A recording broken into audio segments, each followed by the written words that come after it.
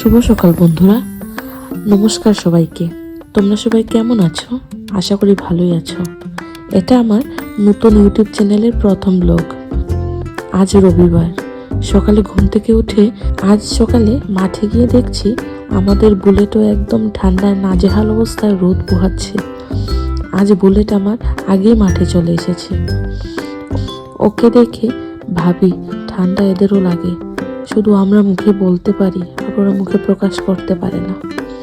তারপর স্নান সেরে পুজো শেষ করে উঠে রান্না করে এসে দেখি ও চিকেন নিয়ে এসেছে। আমাদের ঘরে মাংস নিয়ে চলে, আমরা নিরামিষটা একটু বেশি প্রেফার করি। যদিও আমরা ভেজিটেরিয়ান না কেউই, কিন্তু আমরা মাংসটা একটু কমই ভালোবাসি সবাই। কাল অনেক দিন পর ওকে বলছিলাম চিকেন খেতে ইচ্ছে করছে, তাই সকাল হতেই ও চিকেন নিয়ে হাজির। তারপর রান্না বান্না করে দুজনেই খাওয়া দাওয়া সেরে বিকেলবেলা উঠোনে একটু পায়চারি করতে করতে সন্ধ্যা নেমে এসেছে। বিকেলবেলা খাওয়া দাওয়ার পর ঠান্ডাটা একটু বেশি জাঁকিয়ে ধরে আমার।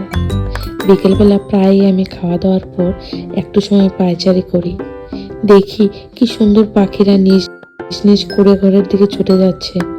এগুলোর প্রতি আমার প্রচন্ড একটা ভালোবাসা কাজ করে। তারপর সন্ধ্যায় এক কাপ কড়া চা খেয়ে নাম জপ করতে বসেছি। কেননা সারাদিনের ব্যস্ততার পর সন্ধ্যার পর একটু সময় বের করি ঠাকুরের নাম নেওয়ার জন্যে। ছাড়া এই পৃথিবীতে কেউ নেই রক্ষাকর্তা। উনি যদি না চান তাহলে এই ধরাধামের একটা গাছের পাতাও নড়বে না। আর আমরা তো হলাম সাধারণ মানুষ।